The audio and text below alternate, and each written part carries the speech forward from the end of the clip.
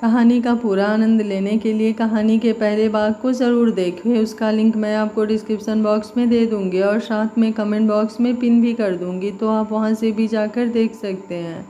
Friends, कहानी बहुत खूबसूरत है, लेकिन कहानी के पहले पार्ट पर आप लोगों का बिल्कुल रिस्पॉन्स नहीं मिला। अगर आप लोगों को कहानी पसंद नहीं आ रही है तो आप लोग कमेंट बॉक्स में अपनी राय बता सकते हैं।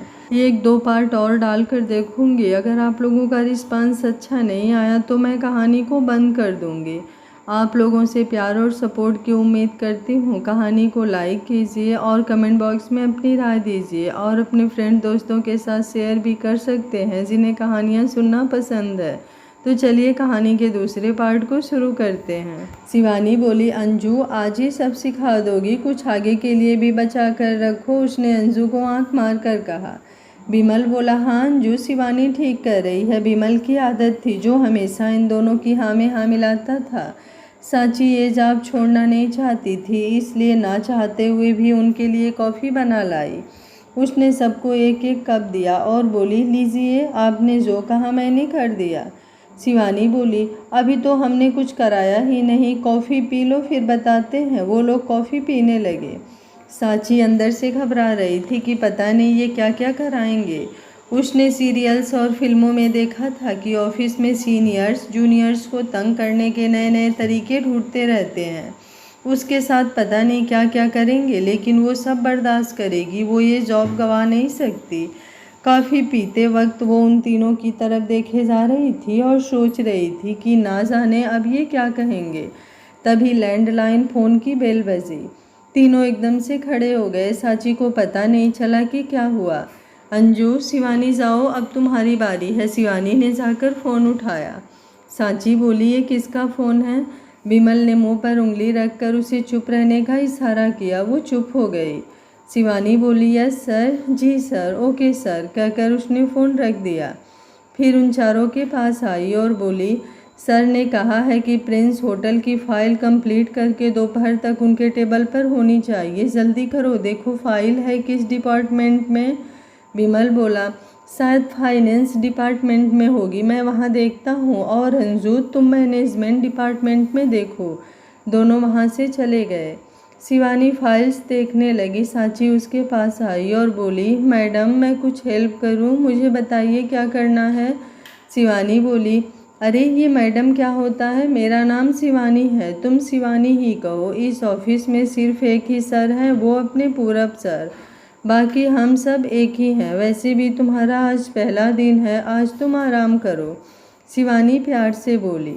सांची ने उसकी तरफ हैरानी से देखा। ये क्या है, ये अब काम दे नहीं रही, बाद में सर से शिकायत करेगी और दिखाएगी कि मैं कुछ नहीं करती। पर अब मैं कुछ कर भी नहीं सकती। वो आकर अपने टेबल पर बैठ गई। सांची का फ़ोन बजने लगा। एलो का फ़ोन था। सांची, हाँ बोलो। एलो बोला, खबर पता चली है, आज कोई बड़ी डील होने वाली है। सांची बोली, सुनो, आज से मैं कंपनी में 9 से 6 की जॉब करने लगी हूँ, इसलिए कुछ दिन रुक जाओ। पिंक को भेज दो, वो नज़र रखे। 6 बजते ही मैं पहुँच जाऊँगी। अब इस टाइम में मुझे कभी कॉल भी मत करना, समझे। अब फ़ोन रख, कहकर उसने फ़ोन रख दिया। उसने शिवानी की तरफ देखा, कहीं वो उसे देख तो नहीं रही, पर शिवानी अपने काम में बिजी थी। उसने चैन की सांस ली। बिमल और अंजू वापस आ गए। बिमल को फाइल मिल गई थी। शिवानी की टेबल के पास तीनों इकट्ठा हो गए। उन्होंने सांची को भी अपने पास बुलाया। शिवानी बोली, देखो, ये प्रिंस होटल का प्रोजेक्ट है, हमें इसका एक एक पेपर ध्यान से देखना है। सर ने कहा है कि आज शाम की मीटिंग में हमें ये सर को समझाना है। सांची, तुम भी यहाँ बैठकर इसे पढ़ो, जो समझ ना आए हमसे पूछ लेना। सबने फाइल अच्छे से देख ली। शाम को वो लोग पूरब के साथ मीटिंग में गए। सांची ने देखा मीटिंग रूम बहुत ही बड़ा था। सेंटर में बड़ा सा टेबल था, उस पर फाइल्स और पेन के साथ पानी की बोतल्स रखी हुई थी। सभी एक एक कुर्सी पर बैठ गए। सांची दरवाजे पर ही खड़ी थी, तभी पीछे से पूरब आया और उसे रास्ते में खड़ा देखकर उसके पास से गुजरकर अपनी कुर्सी पर बैठ गया। सांची अब उसे देख रही थी मानो वो भी इस शानदार रूम फर्नीचर का ही हिस्सा हो। वो अभी भी वहीं खड़ी रही। पूरब के पीछे सीट आ रहा था। उसने सांची को कहा, अंदर आकर बैठो। तब सांची को जैसे होश आया, वो भाग कर आकर अंजू के साथ बैठ गई। पूरब स्टाइल से बोला, मीटिंग शुरू करो और आज की मीटिंग तुम शुरू करो। पूरब ने सांची की तरफ उंगली करते हुए कहा। वो चारों हैरान रह गए। शिवानी बोली, सर मैं शुरू करती हूँ। पूरब बोला, मैंने उसे शुरू करने को कहा है। उसने अपनी उंगली अभी भी सांची की तरफ की हुई थी। सांची के तो प्राण ही सूख गए। उसने कभी सोचा नहीं था कि पहले ही दिन ये काम करना पड़ेगा। वो कहते हैं ना, सिर मुड़ाते ही ओले पड़ना, बस इसके साथ भी यही हो रहा था। बिमल बोला, सर इसका आज पहला दिन है, मैं शुरू कर देता हूँ। पूरब बोला, तुम लोग चुप ही रहो, चलो प्रेजेंटेशन शुरू करो, उसने सांची से कहा। सांची खड़ी हुई। उसने शिवानी से फाइल ली और आगे बोर्ड पर सब समझाने लगी। उन तीनों के साथ पूरब और सीट भी हैरान हो गए। इसका आज पहला प्रेजेंटेशन है और वो ऐसे पेश कर रही थी जैसे वो सदियों से ये काम कर रही हो। पूरब ने ये जानबूझकर कर दिया था, पर वो नहीं जानता था कि सांची बचपन से ही इंटेलिजेंट है और हर काम एक बार देखकर सीख जाती है। शिवानी ने उसे बोलकर दिखाया था, वो बिल्कुल ऐसे ही बोल रही थी। प्रेजेंटेशन खत्म होते ही पूरब को छोड़कर सबने तालियां बजाई। सांची ने पूरब की तरफ देखा। पूरब बोला, तुमने होटल स्टाफ की डिटेल नहीं बताई। सेकंड, जब स्टाफ की डिटेल आएगी तो उनकी सैलरी डिटेल होगी, उसमें सारे बजट पर असर होगा। तो ओवरऑल ये प्रेजेंटेशन बेकार है। इस तरह भी कोई प्रेजेंट करता है? अगर यही प्रेजेंटेशन इन्वेस्टर्स के सामने होता तो वो उठकर चले जाते। वो गुस्से से बोले जा रहा था। सांची को कभी ऐसे डांट नहीं पड़ी। वो रुआंसी हो गई। शिवानी बोली, सर हमें ये फाइल ऐसे ही मिली है, हमने सोचा कि स्टाफ की डिटेल के बारे में ऐड कर देंगे। इसमें सांची की कोई गलती नहीं है, इसे तो इन सब के बारे में पता ही नहीं था। उसने सांची का रुआंसा चेहरा देखकर कहा। पूरब ने टेबल पर जोर से हाथ मारा और बोला, इसका पहला दिन है, बार बार ये एक्सक्यूज देकर इसे सपोर्ट मत करो। जब इसकी सैलरी आज से काउंट होगी तो काम भी आज से ही शुरू होना चाहिए। मैं इसे सैलरी इसके एक्सक्यूजेस के लिए नहीं दूंगा, बल्कि इसके काम के लिए दूंगा। फिर सांची की तरफ चुटकी मारते हुए बोला, हे यू, इधर देखो मेरी तरफ। ये चेहरे बनाने से अच्छा है अपनी गलती को सुधारो। सब तैयार करके कल सुबह दोबारा प्रेजेंट करो। इस बार कोई गलती नहीं, गॉट इट? वो उसकी तरफ उंगली करते हुए कहा। सांची ने अपने पर काबू करके कहा, यस सर। उसके इतना कहते ही पूरब उठा और कमरे से निकल गया। सेठ सांची के पास आया और बोला, सर थोड़ा गुस्से वाले हैं, पर वैसे बुरे नहीं हैं। काम सही होगा तो शाबाशी भी देंगे, धीरे धीरे जान जाओगी, ये लोग तुम्हें सब सिखा देंगे। फिर भी कुछ ना समझ आए तो मुझसे पूछ लेना। वो जाने लगा। जाते जाते उसने शिवानी को इशारा किया और फिर पूरब के पीछे चला गया। सांची उसी जगह जमी खड़ी थी। उसे लगा था कि उसने बहुत अच्छी प्रेजेंटेशन दी है, पर सब उल्टा हो गया। वो तीनों उसके पास आए और उसे हौसला देते हुए कमरे में ले गए। शिवानी बोली, देखो सांची, डांट तुम्हें नहीं हम सबको पड़ी है। गलती तो की है हमने। बिमल मैनेजमेंट डिपार्टमेंट को फ़ोन करके स्टाफ की डिटेल फाइनल डिपार्टमेंट में भिजवाने को कहो और फाइनेंस डिपार्टमेंट से उनकी सैलरी डिटेल कराकर यहाँ वापस भेजने को कहो। बिमल फ़ोन करने लगा तो अंजू बोली, उनसे कहना कि इसे अभी करो, सर का ऑर्डर है। बिमल ने फ़ोन किया। शिवानी सांची के लिए पानी लेकर आई। सांची, दिल छोटा नहीं करते सर, ये दिखाते हैं कि वो सर हैं, उन्हें अपना काम करने दो, सब डिटेल आने दो, फिर तुम सबसे अच्छे से प्रेजेंट्स करना, फिर देखेंगे सर कैसे डांटते हैं। गलती हमसे हो गई, हमने सोचा कि जितना है वही प्रेजेंट कर दें। फिर सीट सर तो हैं ही हमारे साथ, चलो चीयर अप। सांची खुश हो गई। चलो सर जैसे भी हों, कम से कम ये लोग तो अच्छे हैं। सीट सर भी कितने अच्छे हैं, मुझे उस पूरब से क्या लेना। छुट्टी से आधा घंटा पहले ही सारी डिटेल्स उनके पास आई। उन तीनों ने सांची को समझाया कि कैसे उन्हें प्रेजेंट करना है, फिर वो लोग चले गए। पर सांची बैठकर प्रेजेंटेशन बनाती रही।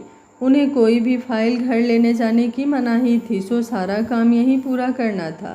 पूरब अपने कमरे से निकला तो उसने दूसरे कॉर्नर में सेक्रेटरी रूम में लाइट आते देखी। वो उस तरफ गया। उसने देखा कि सांची फाइल हाथ में लिए खुद को ही प्रेजेंटेशन दे रही थी। फिर वो अचानक कुर्सी पर लात मारकर, लात रखकर और एक हाथ ठुड्डी पर रखकर चेहरे को थोड़ा गुस्सैल बनाकर बोली, नॉट बैड, थोड़ी और मेहनत की ज़रूरत है तुम्हें, जितनी सैलरी मिलती है कम से कम उतना तो काम करो।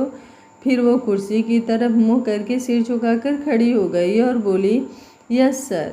पूरब बाहर खड़ा सब देख रहा था। वो मुस्कुराया और वहाँ से चला गया। उसने सीट को फ़ोन मिलाया। सीट, सेक्रेटरी डिपार्टमेंट में वो नई लड़की अब भी काम कर रही है, उसे घर जाने को कहो, कहकर उसने फ़ोन बंद कर दिया। उसके चेहरे पर अब भी स्माइल थी। सीट सांची के पास आया। अरे आप अभी तक यहीं हैं? जाइए, 7 बज गए हैं। सांची बोली, सर पहले तो आप मुझे आप मत कहा कीजिए, तुम ही कहिए। दूसरा, मैंने प्रेजेंटेशन तैयार कर ली है, आप ज़रा देख लीजिए। सिड ने फाइल पकड़कर देखी, फिर बोला, हाँ अब सब ठीक है। अच्छा मुझे जाना है, सर वेट कर रहे हैं, तुम भी चलो, उसने फाइल ड्रावर में रखते हुए कहा। सांची भी उसके साथ चल दी। पूरब कार में सिड का वेट कर रहा था। उसने देखा कि सिड और सांची आ रहे थे। दोनों आपस में बहुत हंस हंस के बातें कर रहे थे। उसने अपनी भौहों को सिकोड़ा और सोचने लगा, इनमें कब से इतनी दोस्ती हो गई। सांची सिड से कह रही थी, सर आप बहुत अच्छे हैं और हेल्पफुल हैं। सुबह मैंने जब आपको देखा था तो मैं कुछ और ही समझी थी, कहकर वो हंस दी। सिड बोला, क्या समझी थी, मुझे भी तो बताओ। सांची बोली, सॉरी सर, आप बुरा मत मानना, आप मुझे बिठा कर गए फिर चाय लाए, मैंने समझा आप सर के पियोन हैं। सॉरी सर, मुझे बड़ी कंपनीज का पता नहीं है ना, वो मासूम सी बनकर बोली। सिड की हंसी छूट गई। वो बोला, कोई बात नहीं। उसकी हंसी रुकी नहीं रही थी। तभी उसकी नज़र सामने कार में बैठे पूरब पर पड़ी, जो उसे घूर कर देख रहा था। उसकी हंसी वहीं बंद हो गई और बोला, सांची मैं चलता हूँ, सर वेट कर रहे हैं, कहकर वो भागता हुआ कार के पास चला गया। सांची ने कार में बैठे पूरब की तरफ देखा। वो भी उसे ही देख रहा था। उसने झट से नजरें फेर ली। सीट कार में बैठा तो पूरब बोला, बड़ी हंसी आ रही थी, मैं इतनी देर से तुम्हारा वेट कर रहा हूँ। सीट बोला, सॉरी सर, वो बातें ही ऐसी करती है, मैंने उसे चाय दी थी ना, उसने सोचा मैं ऑफिस में पियोन हूँ, कहकर वो हंस पड़ा। पूरब को भी हंसी आ गई। तभी मोटरसाइकिल दौड़ाती हुई उनके पास से गुजरी। पूरब उसे देखता ही रह गया। सीट बोला, ये ऑफिस में तो इतनी बोल्ड नहीं लगी जितनी अब लग रही है। पूरब बोला, तुम उस पर कुछ ज़्यादा ही ध्यान नहीं देने लगे हो, उसको छोड़ो और अपने काम से काम रखो, कार चलाओ, उसने गुस्से से कहा और खुद सांची के बारे में सोचने लगा। सच में सांची अजीब लड़की है, ये इंटेलिजेंट और बोल्ड दोनों ही है, ऊपर से इसका दिल नर्म है। तभी और अनाथ आश्रम के लिए खुद काम पर लग गई। इसके आश्रम को भी देखना पड़ेगा जाकर। सांची होटल में गई और लड़का बनकर येलो की बताई जगह पहुंच गई। येलो और पिंक वहीं थे। उसे देखते ही येलो बोला, अच्छा हुआ तुम आ गए, हम सोच रहे थे हम अकेले कैसे डील करेंगे। सांची बोली, कितने लोग हैं? येलो बोला, 10-11 के करीब तो होंगे ही। पिंक बोला, हाँ, एक पार्टी के 5 और दूसरी के 5-6। एक पार्टी तो पहले से ही अंदर थी, दूसरी अभी आई है। कुछ सोचते हुए सांची बोली, ठीक है मैं अंदर जा रहा हूँ, तुम बाहर ध्यान रखना, जब मैं इशारा करूँ तो उसी वक्त सायरन बजा देना, समझे। पिंक बोला, समझ गए, यही काम तो हम सबसे अच्छा करते हैं, उसने हंसते हुए कहा। सांची अंदर चली गई। नीचे बेसमेंट के गोदाम में 8-10 लोग यहाँ वहाँ बैठे आराम से बातें कर रहे थे। 3-4 लोग पीछे खड़े आसपास की निगरानी कर रहे थे। सांची ने अच्छे से स्थिति का जायजा लिया, फिर छुपकर उन्हें देखने लगी। वो लोग आपस में बात कर रहे थे। एक बोला, तुमने पिछली बार भी हमें घटिया माल दिया था, बॉस से हमें डांट पड़ गई थी, इस बार तो असली माल है ना। दूसरी पार्टी का आदमी बोला, हमारा माल कभी घटिया नहीं होता, तुमने किसी और से ले लिया होगा, इस बार सीधे हमसे ले रहे हो ना, अब कोई शिकायत नहीं होगी। ये देखो माल चेक कर लो, कहकर उसने सफ़ेद पाउडर उसकी तरफ बढ़ा दिया। उसने पाउडर लेकर सूंघ कर देखा, फिर खुश होते हुए बोला, हाँ यही असली माल है, पैकेट लाओ, कहकर उसने नीचे से एक सूटकेस उठाकर ऊपर पेटी रख लिया। माल तो देख लिया, अब माया के भी दर्शन करा दो। दूसरी पार्टी का आदमी प्लास्टिक के कई पैकेट उसके सामने रखता हुआ बोला। उसने सूटकेस खोल दिया। सूटकेस पूरा नोटों से भरा पड़ा था। सांची की आंखें भी चमक उठी। उसने अपने मुंह पर रुमाल बांधा और फिर अंदर एक गोला फेंका, जिससे कमरे में धुआं हो गया। सभी तरफ शोर मच गया। उसी वक्त पुलिस सायरन बजने लगे। और अनाउंस होने लगा कि इस जगह को पुलिस ने चारों तरफ से घेर लिया है। दोनों पार्टी के हेड एक साथ बोले, भागो। तभी दोनों के सिर पर किसी ने जोर से डंडा मारा और वो दोनों गिर गए। बाहर पिंक और येलो भी परेशान हो गए। उनके सायरन बजाने से पहले ही पुलिस आ गई। वो दोनों भी भाग निकले। सांची अभी अंदर ही थी। वो जानते थे कि वो अपने आप निकल आएगा। निखिल अपनी टीम के साथ अंदर गया। सांची ने तब तक दोनों पार्टी के हेड को ढेर करके उनका पैसों वाला सूटकेस पहले ही ठिकाने लगा दिया था। वो आकर प्लास्टिक के पैकेट देखने लगी। उसे लगा था कि येलो और पिंक ने सायरन बजाया होगा। वो आराम से लगी हुई थी। निखिल बोला, हैंड्स अप, उसने सांची को कहा। सांची बोली, अरे निखिल तुम? वो अपने मुंह का रुमाल उतारते हुए भारी आवाज़ में बोली। निखिल बोला, सचिन तुम यहाँ क्या कर रहे हो? कहीं ये काम सूरज तो नहीं कर रहा? ये हमेशा ही सूरज को गलत काम करते पकड़ना चाहता था।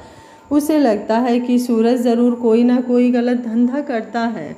सचिन बोला, अरे नहीं, ये तो मेरा पर्सनल काम है। मैं खुद ही इनको लूटने में लगा रहता हूँ। जो पैसा मिलता है वो अनाथ आश्रम में दे देता हूँ। सूरज सर से भी तो मैं इसी तरह मिला था। निखिल बोला, अब क्या मिला? सचिन बोला, मुझे कुछ नहीं मिला, पर सब कुछ आपके लिए है। ये दोनों पार्टीज के हेड हैं, इन्हें आप ले जाइए। ये वो माल है जिसकी वो डील कर रहे थे, इसे भी आप ले जाइए। निखिल उसे ध्यान से ऊपर से नीचे तक देखा, फिर बोला, सच में तुम्हें कुछ नहीं मिला? सचिन बोला, तुम्हें क्या लग रहा है मैं झूठ बोल रहा हूँ? यार मैं ऐसा नहीं हूँ। मैंने कौन सा पैसा अपने लिए लेना था जो झूठ बोलूँ? मेरे हाथ कुछ लगता उससे पहले ही तुम लोगों ने सायरन बजा दिया। सब बाहर निकले। मैं जल्दी से अंदर आया। इन दोनों को एक एक घुसा मारा। बाकी 1-2 आदमी दरवाजे पर भी हैं। 8-10 लोग थे, सब भाग निकले। उसने बड़े ही सादगी से कहा। निखिल ने उसे फिर से ऊपर से नीचे तक देखा, फिर अपने आदमियों से कहा, जाओ यहाँ का कोना कोना छान मारो, जो भी मिलता है ले आओ। उसकी टीम पूरे बेसमेंट में फैल गई। हर एक कोना छाना पर उसे कुछ नहीं मिला। सर लगता है वो लोग भाग गए, एक सिपाही ने आकर बताया। निखिल ने फिर से सचिन की तरफ देखा। उसने कंधे उचकाए और बोला, मैंने तो पहले ही बताया था, अगर आप मेरे साथ मिलकर चलते तो सबको पकड़ सकते थे और मुझे कुछ पैसे भी मिल जाते। सब गुड़ गोबर कर दिया। निखिल बोला, तुम्हें कैसे खबर हुई कि यहाँ डील हो रही है? उसने सचिन को शक भरी नज़रों से देखते हुए पूछा। सचिन बोला, तुम पुलिस वालों की यही मुसीबत है, जो काम का होता है उसी पर शक करने लगते हो। अब मुझे पता कैसे लगा? तो इसका आंसर ये है कि मेरे अपने सोर्सेज हैं। मुझे हर डील का पता चल जाता है और ये काम मैं सूरज बॉस के कामों से अलग करता हूँ। मैंने उन्हें पहले ही बता दिया था। निखिल बोला, तुम हमारे साथ काम करोगे? उसने सचिन से पूछा। सचिन बोला, पुलिस वालों को मेरी क्या ज़रूरत? वैसे भी अब बॉस के लिए काम कर रहा हूँ तो आपके लिए कैसे कर सकता हूँ? फिर वो कुछ सोचकर बोला, हाँ अगर बॉस से बात कर लो और वो कह दे तो मुझे कोई आपत्ति नहीं। निखिल बोला, लीव इट, सूरज से मेरी पहले ही नहीं बनती। तुम बस इतना करना, जब भी किसी डील के बारे में सुनो मुझे खबर कर देना। तुम्हें खतरा लेने की ज़रूरत नहीं है। उन्हें पकड़ने का इनाम हम तुम्हें दे दिया करेंगे और ये इनाम कई बार तुम्हें मिलने वाले पैसों से बहुत ज़्यादा होगा और पकड़े जाने का रिस्क भी नहीं। बस ये है कि तुम सूरज को नहीं बताओगे। सचिन कुछ सोचकर बोला, ठीक है, लेकिन तुम मुझ पर शक नहीं करोगे? निखिल बोला, ओके डील। उसने सचिन के हाथ से हाई फाई किया और उसके कंधे के साथ कंधा मारा। सचिन बुरी तरह हिल गया। वो गिरने लगा था तो निखिल ने उसका हाथ पकड़ लिया और गिरने से बचा लिया। निखिल बोला, तुम्हारे हाथ तो लड़कियों जैसे हैं, वैसे तुम लड़कियों जैसे ही हो। उसका हाथ पकड़ते ही निखिल के दिल में हलचल सी हुई। उसकी धड़कन तेज हो गई। उसे अजीब सा फील हुआ। सचिन बोला, मैं ऐसा ही हूँ। अच्छा अब चलें, कहकर उसने अपना हाथ खींच लिया और वहाँ से चल दिया। निखिल उसे देखते हुए उसके पीछे चल दिया। सचिन उसी वक्त वहाँ से निकल आया। उसकी भी धड़कन बढ़ गई थी। इतने हैंडसम लड़के के इतने करीब वो पहली बार आई थी। उसका रंग लाल हो गया था। उसने खुद को बड़ी मुश्किल से संभाला।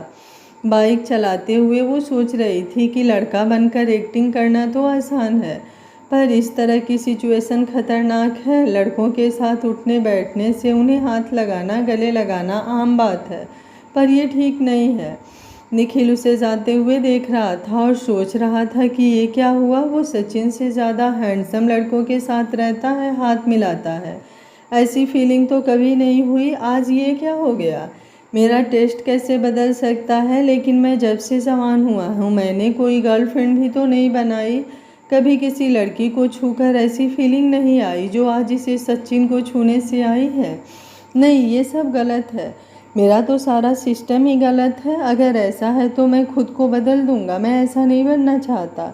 सचिन कुछ दूर आकर बाइक समेत पेड़ों की आड़ में छुप गया। जब निखिल और उसकी टीम गुजर गई तब वो वापस गया और वहाँ से पैसों का सूटकेस लेकर अपने अड्डे पर पहुँच गया। वहाँ वो बीच के दरवाजे से होकर वो दूसरे फ्लैट में गया। वहाँ येलो और पिंक उसका वेट कर रहे थे।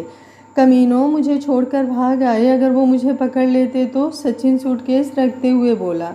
येलो बोला, अरे अपना बॉस कोई मामूली आदमी थोड़े है, हमें पता था तुम जैसे तैसे वापस आ जाओगे। सचिन बोला, ये लो तुम्हारा हिस्सा, ये बाकी का आश्रम का है, मुझे अब ज़्यादा पैसा चाहिए, आश्रम मुसीबत में है। येलो और पिंक ने कभी भी पैसों को लेकर चिक चिक नहीं की थी। उनका काम इसे डील बताना था और बाकी का काम सचिन ही करता था। पिंक बोला, एक काम आया है, कोई आदमी है, उसे अपनी वाइफ पर शक है, वो उसकी जासूसी करने को कह रहा था। साची नकली बाल उतारते हुए बोली, तो फिर हाँ कह देते, अपनी फीस और बाकी खर्चे बता दिए थे। वो अपने बालों को लहरा कर फिर नकली दाढ़ी निकालते हुए बोली। पिंक बोला, हाँ सब बता दिया था, वो सारे पैसे देने को मान गया है। सांची बोली, फिर जाकर उससे मिलकर सब ओके कर लो। कर लेंगे कहकर वो साथ वाले कमरे में चली गई और पूरी तरह सांची बनकर निकली। सांची बोली, अच्छा मैं चलती हूँ, मौसी वेट कर रही होंगी, सब फाइनल करके बता देना। एक बात और, अब मैं सुबह से 9 शाम 6 बजे तक कंपनी में काम करूँगी, इसलिए उस वक्त फ़ोन मत करना। कहकर वो पैसे बैग में डालकर निकल पड़ी। उसने बाइक लिया और आश्रम पहुँच गई। सांची आज आने में लेट हो गई थी। मौसी विधि दोनों की सांसें अटकी हुई थी कि कहीं सांची भी लीना की तरह उन्हें छोड़कर ना चली जाए, लेकिन उसको देखकर सबकी जान में जान आई। बच्चे भागकर उसके पास आ गए। सांची ने सबको चॉकलेट दी। फिर वो मौसी के पास गई और उसे वो पैसे पकड़ाकर बोली, लो मौसी, इसे संभाल कर रख लेना, अब गलती मत करना। विधि भागकर पानी ले आई। मौसी बोली, बेटे आज तुम्हारा जॉब का पहला दिन था, कैसा रहा? सांची बोली, अच्छा भी और बुरा भी, लेकिन आप चिंता ना करो, सांची सब सेट कर देगी। वो अपने सीने पर हाथ मारकर बोली। मौसी ने उसे गले से लगा लिया। Star night. सिगार का धुआं उड़ाता सूरज गहरी सोच में डूबा था। सामने पूरब भी अपने हाथ में ड्रिंक का ग्लास लिए कुछ सोच रहा था। पास बैठा अमित उन दोनों को देख रहा था। अमित बोला, यार तुम दोनों को हुआ क्या है, इतनी देर से चुपचाप बैठे हो, कुछ तो बोलो। एक वो कमीना निखिल अभी तक नहीं आया। पूरब अपने स्टाइल में बोला, तुम वकील लोग बोल बोल कर थकते नहीं हो, कोई बात ही नहीं है तो क्या बोलें। सूरज बोला, इसे क्या कह रहे हो गुरु, इसे क्या पता कि कम बोलने के कितने फ़ायदे हैं। सूरज ने धुआं छोड़ते हुए कहा। अमित बोला, हमारे प्रोफेशन में कम बोलने से कभी फ़ायदा नहीं हुआ, अक्सर नुकसान ही होता है। और देखो कह भी कौन रहा है, एक जो जब से आया है सिंगार फूंक रहा है और एक गिलास भर जाम लगा रहा है और मुझे बोलने के नुकसान बता रहे हैं। ऐसे तो दोस्त मिले हैं मुझे, अपने प्रोफेशन पर आई बात उससे बर्दाश्त नहीं हुई, फिर वो चिढ़कर बोला। सूरज बोला, सिगार भी हर कोई नहीं पी सकता और ये जाम भी हर एक के बस की बात नहीं है, बोल तो हर कोई लेता है, क्यों गुरु? पूरब ने उससे हाई फाई किया। अमित और तिलमिला उठा। एक तो कोर्ट में केस इतने अजीब आते हैं कि दिमाग खराब हो जाता है। सोचा तुम लोगों के साथ चिल करूँगा, पर तुम भी मेरी ही टांग खींचने लगे। वो दोनों हंस पड़े। फिर पूरब बोला, छोड़ यार, हम तो मजाक कर रहे थे, तू बता कौन सा केस आया है। अमित बोला, क्या बताऊं, वो जो मिस्टर बाटली वाला है ना, उनकी वाइफ ने 40 साल की शादी के बाद उन पर उनकी आधी पेंशन लेने का केस कर दिया है। कहती है कि ये मुझे मेरी ज़रूरतों के लिए पैसे नहीं देता। अब बताओ, है ना अजीब केस। सूरज बोला, वो साला बाटली वाला है ही इतना कंजूस, उस बेचारी को कुछ देता ही नहीं होगा, तो अब किसी ने उसे कहा होगा कि केस कर दे, सो कर दिया। पूरब बोला, तुझे जो अजीब लग रहा है वो बहुत ही हिम्मत वाला काम है, अपने देश की ज़्यादातर महिलाओं के साथ ऐसा ही होता है। पहले वो माँ बाप से मांग कर अपना खर्च करती हैं। सूरज बोला, यहाँ मैं तुम्हें टोकूंगा, आजकल की लड़कियाँ कमाने लगी हैं, उन्हें अपने माँ बाप से मांगना नहीं पड़ता। पूरब बोला, मैं मानता हूँ कि लड़कियाँ कमाने लगी हैं, लेकिन शायद तुम नहीं जानते कि वो सारी कमाई माँ बाप के हाथ में ही देती हैं और ज़रूरत पड़ने पर उनसे लेती हैं या मांगती हैं। फिर शादी होने पर ये हक पति के हाथ में चला जाता है। वो घर के सारे काम करती हैं, बच्चों को जन्म देती हैं, पालती हैं, अच्छा इंसान बनाती हैं। बदले में कभी कभार अगर शॉपिंग के लिए 1 रुपया भी मांग ले तो 100 बातें सुननी पड़ती है। जब आंटी ने सारी ज़िंदगी बच्चों को पालने फिर उनकी शादी करने में बिता दी, अब अंकल सोचते हैं कि उन्होंने जो बच्चों पर खर्च किया है वो आंटी के कहने पर किया है, इसलिए उन्हें अब खर्चा नहीं देते। वो बेचारी कहाँ जाएं? अमित बोला, वाह गुरु, तुमने तो कहानी ही पलट दी। मैं आज तक सोचता था कि पतियों की दिन रात की कमाई ये औरतें उड़ा देती हैं, ऐसा ही आंटी के बारे में सोचता था, पर वाह, सच में तुम तो गुरु हो। पूरब बोला, अब ज़्यादा बातें ना बना, मैंने बस अपना ओपिनियन दिया है। मुझे भी शांति आंटी ने बताया था। वैसे मेरी प्रॉब्लम कुछ और थी। ऑफिस में एक लड़की आई है, वो बताने लगा था कि वो लड़की बाइक चलाती है और उस जैसी है जिसका पीछा इसने उस दिन किया था, पर फिर चुप हो गया कि ये लोग उसका मजाक उड़ाएंगे। सूरज और अमित बहुत ध्यान से उसे देख रहे थे। उसके चुप होते ही सूरज बोला, लड़की आई है और आगे? इतने सालों में पहली बार तूने किसी लड़की का जिक्र किया। वो भी चुप कर गया।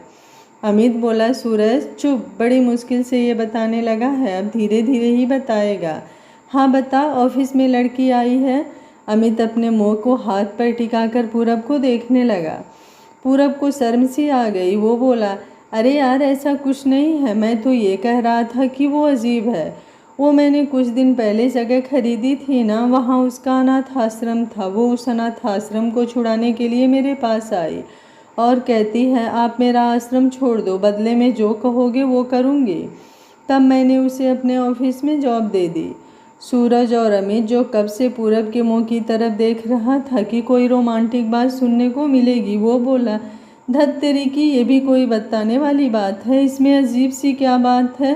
किसी का भी घर खतरे में हो तो वो यही करेगा। सूरज ने भी उसकी बात में सिर हिलाते हुए उसका साथ दिया। पूरब बोला, अजीब बात उसका अपने आश्रम के लिए खुद को गिरवी रखना नहीं है। अजीब बात है वो रकम, पता है मैंने वो ज़मीन 5 करोड़ में खरीदी थी। अब दोनों के मुंह देखने लायक थे। सूरज बोला, 5 करोड़? अमित बोला, 5 करोड़? और वो तुम्हारी कंपनी में काम करके तुम्हारे ये पैसे वापस करेगी? अमित ने हैरानी से पूछा। पूरब बोला, यही तो कह रहा था कि अजीब बात है, अब समझ आया वो कितनी बेवकूफ़ है। सूरज बोला, बेचारी को तो ये भी नहीं पता होगा कि 5 करोड़ में कितने ज़ीरो होते हैं। तुमने उसे कहा नहीं कि ऐसे तो वो सारी उम्र भी वो पैसे नहीं लौटा सकती। पूरब बोला, मैंने कुछ नहीं कहा, मैंने सोचा नहीं वापस करेगी तो ना सही, वैसे भी तो हम कितनी चैरिटी करते हैं, एक और सही, उसे काम करने दो, पूरब ने लापरवाही से कहा। अमित ने आंखें छोटी करके आगे को झुककर पूरब को देखा और बोला, नहीं, जब तू चैरिटी ही करना चाहता है तो तूने उसको काम पर क्यों रखा? दाल में कुछ काला लगता है सूरज, उसने सूरज से कहा। पूरब बोला, यहाँ दाल ही नहीं है तो उसमें काला होने का सवाल ही नहीं होता। मैंने तो सिर्फ इसलिए उसे काम दिया ताकि वो ये ना समझे कि उसे ये सब आसानी से मिल गया, पूरब ने समझाया। सूरज बोला, ये तुमने ठीक किया, वो काम ये सोच कर करेगी कि उसके पैसे चुकाने हैं। पूरब बोला, तुम्हें अब समझ आया? तभी वहाँ निखिल आ गया। अमित बोला, आज तुम कहाँ रह गए थे? निखिल बोला, एक मिशन आ गया था, बस वहीं गया था। सूरज, तुम्हारा सचिन तो काफ़ी काम का बंदा है, तुम्हारे पास इतने बंदे हैं, कभी कभी काम के लिए मैं उसे ले जाऊँगा, निखिल कहता हुआ ग्लास लेकर डिंग करने लगा। तीनों ने उसकी तरफ हैरानी से देखने लगे। निखिल ने उन्हें ऐसे देखते देखकर हाथ घुमाकर इशारे से पूछा कि क्या हुआ? अमित बोला, नहीं होना तो क्या है, आज ये चमत्कार कैसे हो गया? तुम इतने प्यार से दोस्ताने से बात कर रहे हो, वो भी सूरज से, हैरान होना तो बनता है। पूरब बोला, मैं भी वही सोच रहा हूँ कि आज एक गुंडे मवाली से एक पुलिस वाले को क्या काम पड़ गया। सूरज हमेशा की तरह सिगार का धुआं उड़ाते हुए चेहरे पर हल्की सी मुस्कान लिए निखिल को देख रहा था। निखिल बोला, सूरज यार इनकी बातों में मत आना, कोई प्यार से रहे तो इन्हें मिर्ची लग जाती है। हम बचपन के दोस्त हैं, आपस में जैसे भी बात करें इन्हें क्या, और दोस्तों में नोक झोंक तो होती ही रहती है, इसमें ऐसे रिएक्ट करने की ज़रूरत नहीं है। निखिल बोलता चला गया। पूरब बोला, सूरज यार मुझे भी इस सचिन से मिलना है जो हम इतने सालों में नहीं कर पाए, उसने एक मुलाकात में कर दिया। अब तो मेरा भी दिल उससे मिलने को कर रहा है। निखिल बोला, सूरज इन्हें छोड़ो, पहले तुम मेरी बात का जवाब दो। सूरज बोला, अब तुम इतना कह रहे हो तो ले लिया करना। निखिल खुश हो गया। उसने उसी वक्त सचिन को फ़ोन मिलाया। आश्रम खाना खाकर सांची मौसी के साथ बैठी बात कर रही थी कि उसका फ़ोन बजने लगा। उसने देखा कि अनजान नंबर से है, लेकिन ये फ़ोन सचिन के फ़ोन पर आया था, इसलिए वो मौसी से दूर हुई और आवाज़ में भारीपन लाते हुए बोली, हाँ जी सर, बड़ी जल्दी फ़ोन कर दिया। निखिल बोला, सचिन मैंने सूरज से बात कर ली है, तो सूरज तुम ही उसे कह दो। कहकर निखिल ने फ़ोन सूरज को पकड़ा दिया। सांची बोली, हेलो, हाँ जी सर। सूरज बोला, सचिन कभी कभी इसका काम भी कर दिया करना, वैसे तुमने ऐसा क्या किया जो एक पुलिस वाले का दिल जीत लिया। सांची मुस्कुराते हुए बोली, जी मैं ना चीज़ किस काबिल हूँ, यूँ ही छोटे मोटे काम कर लेता हूँ। वो खिसियानी सी हंसी हंसते हुए बोला। पूरब ने सूरज को थोड़ा धीरे से कहा कि उसे बुला लो। सूरज बोला, सचिन क्या कर रहे हो, तुम्हें किसी से मिलाना है, तुम इसी वक्त स्टार नाइट क्लब आ जाओ।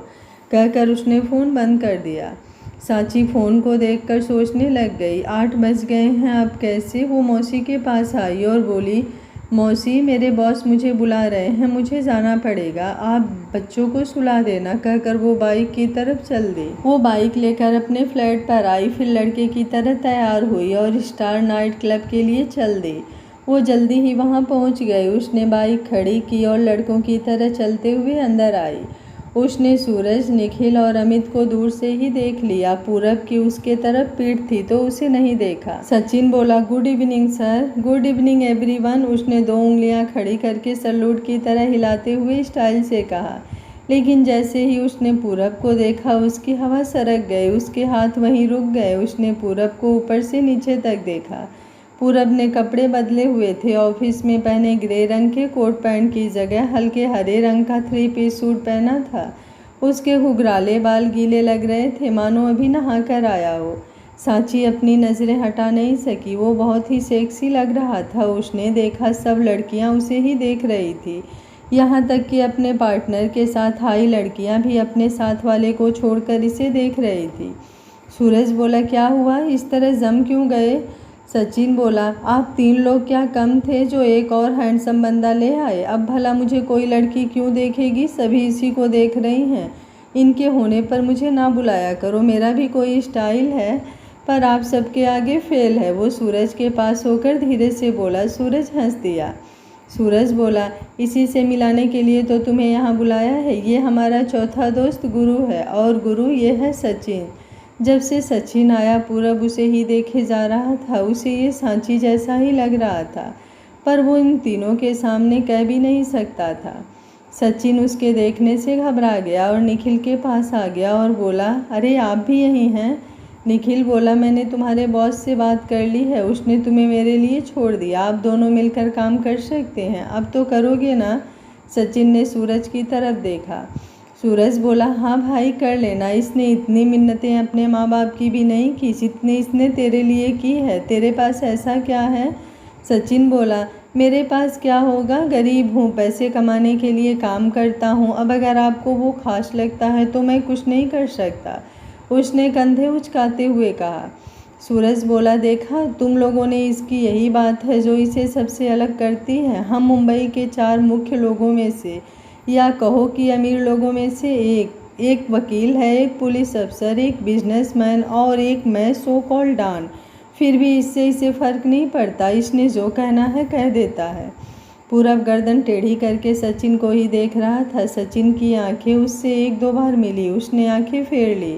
पूरब ने एक गिलास में वाइन भरी और सचिन की तरफ बढ़ाते हुए बोला, ड्रिंक।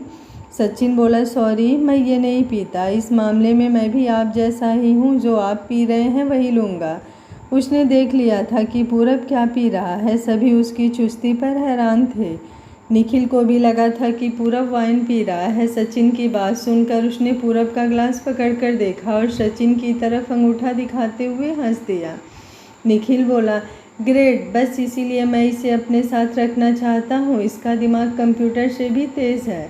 अमित बोला, निखिल ये कुछ ज़्यादा ही नहीं हो गया? हम तीनों एक से बढ़कर एक हैं, हमारे टैलेंट का कोई मुकाबला नहीं है, फिर हमसे बेटर नहीं हो सकता। निखिल बोला, मेरी बात पर भरोसा नहीं है तो टेस्ट कर लो। पूरब अब भी उसी पर नज़रें टिकाए बैठा था। वो बोला, मैं भी तुम्हें मान जाऊं अगर तुम कुछ अलग करो। सचिन ने दिल में पूरब को गाली दी।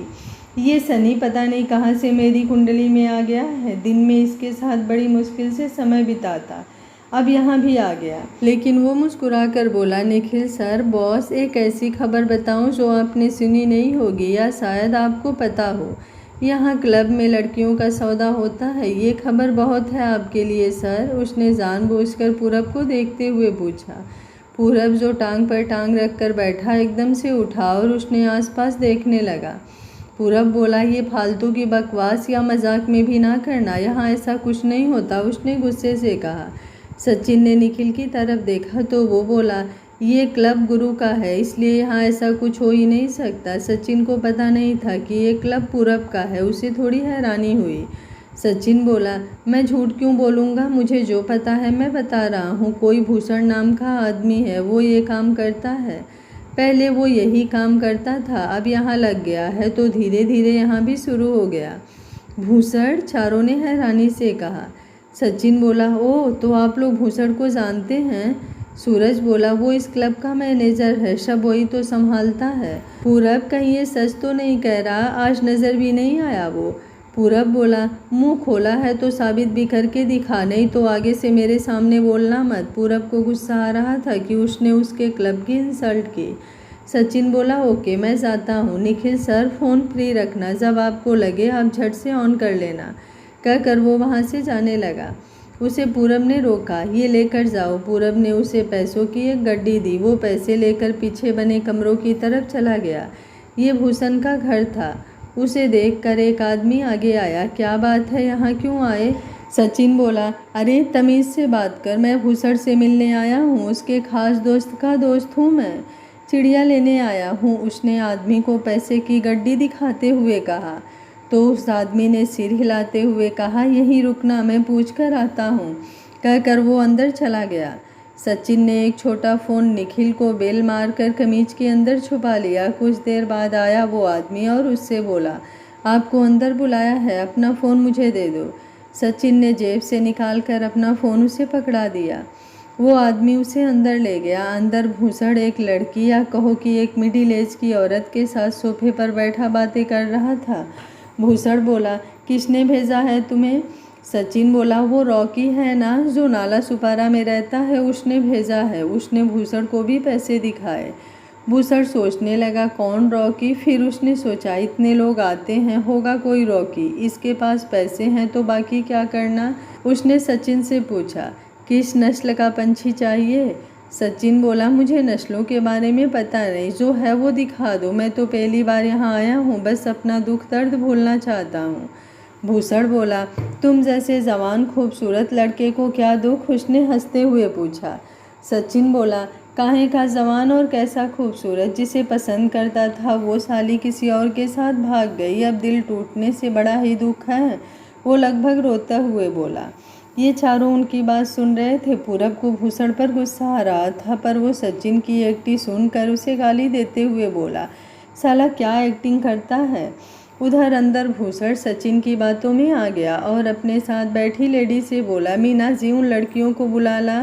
सचिन पूरे कस्टमर के रूम में आ गया। वो बोला, भाई, मुझे रॉकी ने बताया था कि तुम नई पुरानी हर किस्म की लड़कियां रखते हो, मुझे पुरानी नहीं चाहिए, मेरी उम्र की नई लड़कियां लाना।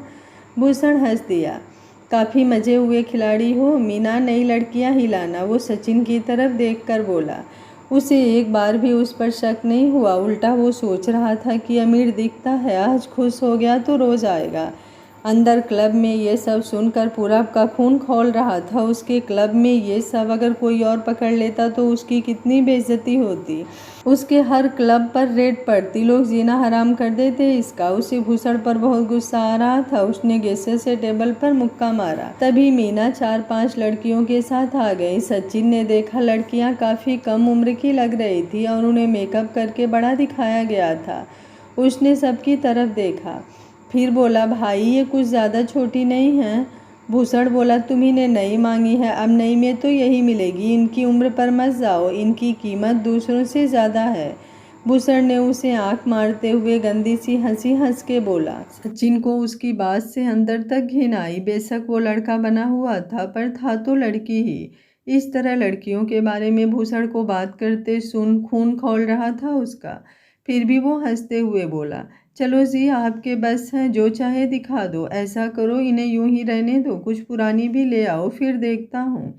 शायद कोई पुरानी पसंद आ जाए, नहीं तो है ही। वो भी भूसड़ की ही भाषा में आंख मार कर बोला।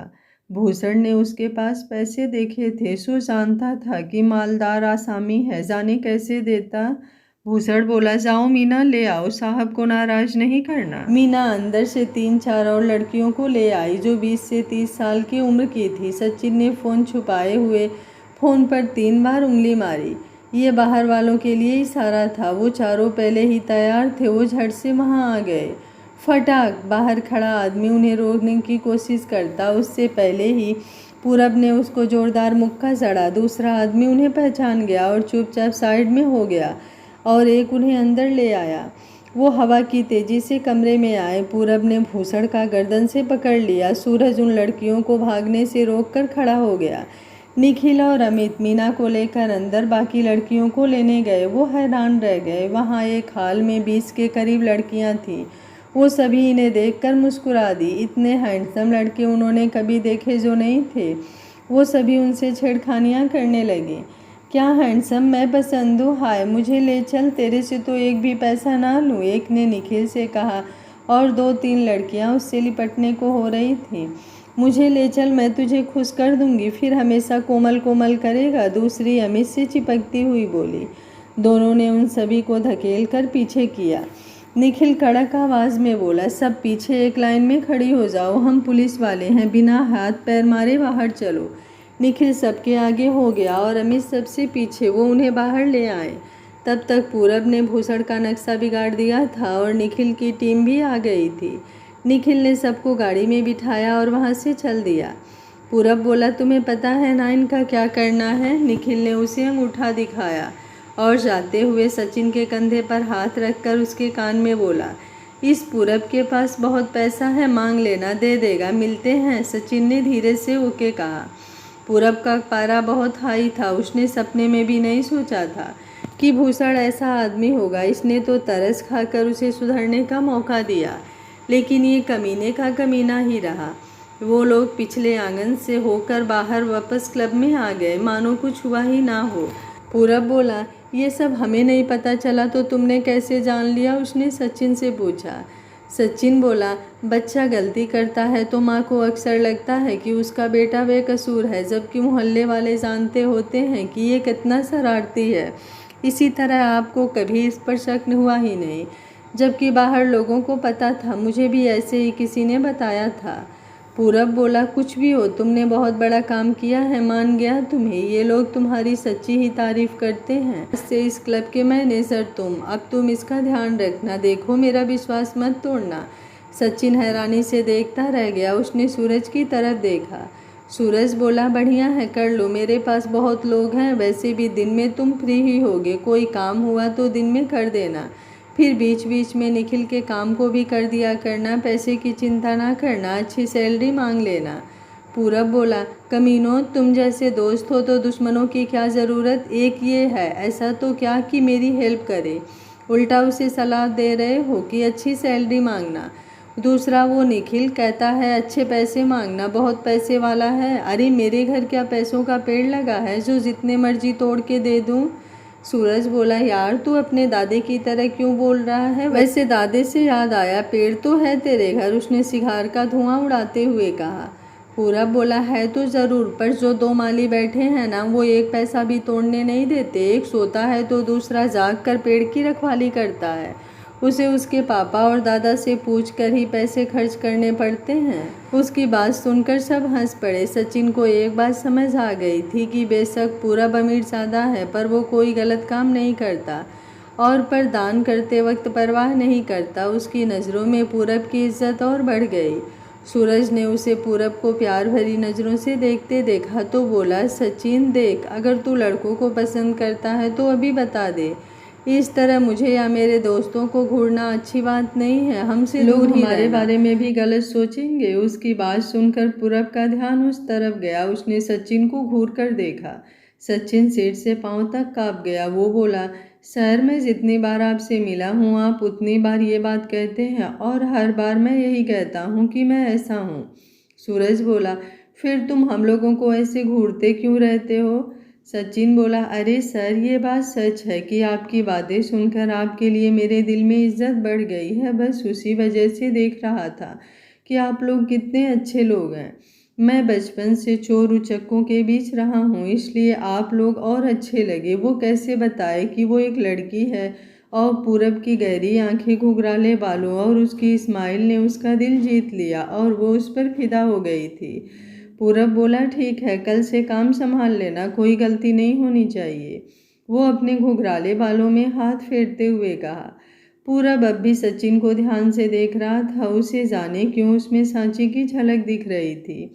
फिर वो लोग वहां से चल दिए। सचिन अपनी बाइक लेकर उनके पास से गुजरा तो पूरब ने उसकी फोटो खींच ली। उसने ध्यान से देखा, फिर खुद से ही बोला, बाइक तो वही है, बस नंबर प्लेट अलग है।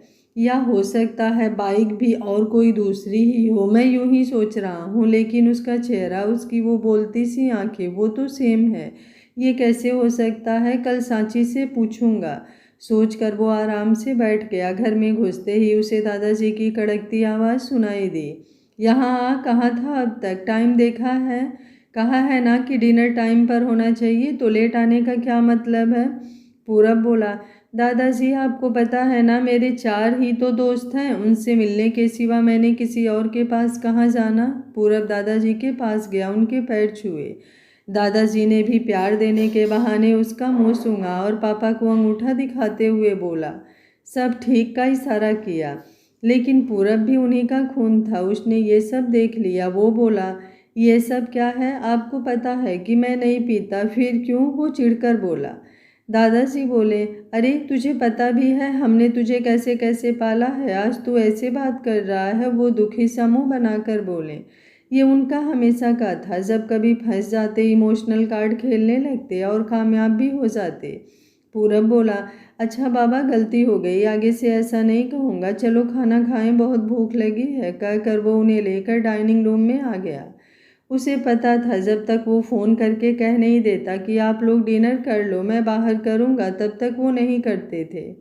इधर आश्रम में सचिन अपने फ्लैट से कपड़े बदलकर सांची बनकर वापस आश्रम आ गया था। उसने गेट के ही पास बाइक रोक दी और उसे घसीटते हुए अंदर ले गई। उसे डर था कि उसकी आवाज़ से बच्चे जाग ना जाएं। वो चुपचाप अपने कमरे में आकर लेट गई। पूरब उसे दिलो दिमाग पर छा गया था। उसे पूरब का एक एक स्टाइल अच्छा लग रहा था। वो टेढ़ा सा होकर टांग पर टांग रखकर सोफे पर बैठना, या कहो कि लेटना, उसकी वो गहरी सी घूरती आंखें, वो बार बार घुबराले बालों में हाथ मारना और उसकी वो कातिल सी स्माइल, सोचकर सांची के मुंह से अनायास सी आह निकल गई। उसके बाद उसने जाने कितनी आहें भरी और रात भर करवटें बदलती रही। वो रात भर उसी के सपने देखती रही। सुबह उठते ही अपने दिल पर हाथ रखा और खुद से बोली, डियर सांची, तुम्हें पूरब से प्यार हो गया है, जिंदगी का पहला प्यार। अक्सर लड़कियों से सुना था कि उसे याद करना, याद करके बात बात पर आहें भरना, रात भर करवटें बदलना और अगर नींद भी आ जाए तो उसी के सपने देखना, ये सब प्यार होने की निशानियां हैं। Sanchi, you are in love. अगली सुबह उसे मौसी ने आवाज़ी लगाई, तब वो उठी। उसने टाइम देखा, 8:30 बज गए थे और 9 बजे उसे कंपनी पहुंचना था। वो जल्दी से उठी और 10 मिनट में तैयार होकर भाग ली। वो पूरब की नज़रों में खुद को गिराना नहीं चाहती थी। वो एक अच्छी इमेज बनाना चाहती थी। वो 9 बजने में 10 मिनट पर कंपनी पहुंच गई। वो भागती हुई अंदर आई। वो लिफ्ट की तरफ जा रही थी कि उसका पैर स्लिप हो गया। वो गिरने लगी तो पीछे से किसी ने उसे पकड़ लिया और वो गिरने से बच गई। वो पीछे मुड़ते हुए बोली, थैंक यू, असल में मैं लेट हो रही थी ना, इसलिए जल्दबाजी में स्लीपर ही पहन कर आ गई और ये स्लिप करती है। उसने हंसते हुए कहा, लेकिन जैसे ही उसने उसका चेहरा देखा उसकी बोलती बंद हो गई। ये पूरब था। वो उसे पकड़े उसकी तरफ ही देख रहा था। उसके साथ सिड था। वो उन दोनों को देख रहा था। सांची ने खुद को संभाला और सीधी खड़ी होकर बोली, सॉरी सर। पूरब बोला, कम विथ मी कहकर वो अपनी लिफ्ट की तरफ चल दिया। वो दूसरी लिफ्ट की तरफ जाने लगी तो सिड ने अपने पीछे आने का इशारा किया। वो अच्छे बच्चे की तरह उनके पीछे चल दी। तीनों चेयरमैन की लिफ्ट में गए। सांची की तो मानो धड़कन ही रुक गई हो और सांस चलनी बंद हो गई हो। वो लिफ्ट की दीवार के साथ सटकर खड़ी थी। वो पूरब के इतना करीब थी, यही सोच सोच कर वो मरे जा रही थी। वो लोग पूरब के कमरे में आए। पूरब ने उसे सोफे पर बैठने का इशारा किया और खुद अपनी कुर्सी पर बैठ गया। उसने सीट को कुछ कहा। सीट ने सांची की तरफ देखा, फिर बाहर चला गया। पूरब अपने काम में लग गया। सांची सोफे पर बैठी पूरब को देखती रही। पूरब को भी महसूस हो रहा था कि वो उसे ही देख रही है। उसने अचानक से उसकी तरफ देखा। दोनों की आंखें मिली तो सांची ने शर्माकर अपनी आंखें दूसरी तरफ फेर ली। कुछ देर बाद सिड एक आदमी के साथ कुछ डिब्बे लेकर आया। वो उसने सांची के पास रखवाए और बोला, सांची, चेक करना इनमें से कौन से शूज़ तुम्हारे साइज के हैं। सांची ने हैरान होकर उनकी तरफ देखा। उसे तब पता चला कि ये इसके लिए शूज़ लेने गया था। उसने 3 अलग अलग साइज के शूज़ सांची के सामने रख दिए। सांची कुछ देर तो उन्हें देखती रही, फिर पूरब से बोली, सर मेरे पास बहुत शूज़ हैं, वो तो जल्दी में पहनना भूल गई। वो शूज़ का रेट देख कर बोली। पूरब बोला, तुम तो गलती से पहन आई, किसी ने तुम्हें ऐसे देख लिया तो बदनामी तो मेरी होगी। देखने वाला कहेगा ये पूरब की सेक्रेटरी है। मुझे अपनी कंपनी की बदनामी नहीं चाहिए। जो शूज़ आते हैं पहन कर बात खत्म करो। उसने बिना मुंह ऊपर उठाए कहा। सांची बोली, लेकिन सर ये बहुत महंगे हैं, मैं इसके पैसे नहीं दे पाऊंगी। उसने असल बात बताई। पूरब बोला, किसी ने तुमसे पैसे मांगे हैं? अब ज़्यादा बातें ना करो और जो शूज आते हैं वो पहन कर इन्हें जाने दो। पैसे नहीं देने पड़ेंगे। ये सोच कर ही वो खुश हो गई। उसने कभी 6,000 के शूज पहनने का सपना भी नहीं देखा था। उसने जल्दी से पहन लिया। फिर वो बाहर जाने लगी तो पूरब बोला, इधर आओ। वो घबरा गई। अब इसने क्यों बुलाया है? वो घबराती हुई उसके पास आ गई। सांची बोली, जी सर। पूरब बोला, तुम्हारा कोई भाई भी है क्या? पूरब से रहा नहीं गया तो उसने पूछ ही लिया। सांची पहले तो घबरा गई, फिर बोली, सर आपको पता तो है कि मैं अनाथ हूँ, मेरा कोई भाई कैसे हो सकता है? पूरब सिर को हिलाते हुए बोला, ओह, वो असल में एक लड़के को देखा, वो काफ़ी हद तक तुम्हारे जैसा लग रहा था, इसलिए पूछा। अच्छा जाओ काम करो। पूरब ने उसे भेज दिया। वो भागती हुई बाहर बड़ी मुश्किल से अपने कमरे तक पहुंची। उसकी सांस ऊपर की ऊपर और नीचे की नीचे हो गई थी। शिवानी बोली, क्या हुआ, कहाँ रह गई थी तू? अंजू बोली, क्या सर ने तुझे फिर से डांटा? अंजू ने उसे पानी देते हुए पूछा। सांची ने पानी लिया और बोली, कुछ नहीं, वो तो मैं चप्पल पहन कर आ गई थी। सर ने सीट सर से कहकर शूज मंगवाए और बोले कि चप्पल पहन कर आऊँगी तो उनकी बेइज्जती होगी। मतलब लोग कहेंगे कि उनकी सेक्रेटरी ने चप्पल पहनी है। शिवानी बोली, ये तो है ही, अपने डिपार्टमेंट की भी बेइज्जती होती है। सर ने ठीक किया, मैंने देखा था तुम्हें सर के पीछे जाते, तो मैं तो डर ही गई थी कि अब पता नहीं तुमने क्या कर दिया। फिर सब अपने अपने काम में लग गए। दोपहर को वो सभी सुस्ता रहे थे, तभी हिल की आवाज़ ने सारे ऑफिस की शांति भंग कर दी। सब उस ओर देखने लगे। एक खूबसूरत सी लड़की नीले रंग का गाउन पहने ठक ठक करती उनकी तरफ चली आ रही थी।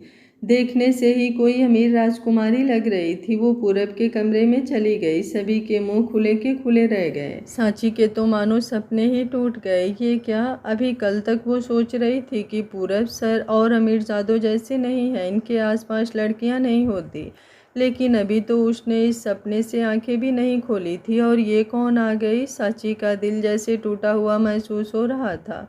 वो जानती थी कहाँ पूरब और कहाँ वो, फिर भी दिल का क्या करे जिसके अंदर फीलिंग आ ही गई थी पूरब को देखकर। और वो था भी ऐसा जिसे देखकर कोई भी लड़की का दिल मचलने पर मजबूर हो जाए। आज का पार्ट आप लोगों को कैसा लगा कमेंट बॉक्स में अपनी राय ज़रूर दीजिएगा। और फ्रेंड्स, आप लोगों के सपोर्ट की ज़रूरत है। कहानी बहुत अच्छी है, आगे और भी ज़्यादा इंटरेस्टिंग होने वाली है। उम्मीद करती हूँ आप लोग वीडियो को लाइक करेंगे, अपने फ्रेंड दोस्तों के साथ ज़्यादा से ज़्यादा शेयर करेंगे और कमेंट बॉक्स में अपनी राय ज़रूर देंगे। मिलते हैं कहानी के अगले पार्ट में, तब तक स्वस्थ रहिए, मस्त रहिए, अपना ख्याल रखते रहिए। Thank you for watching.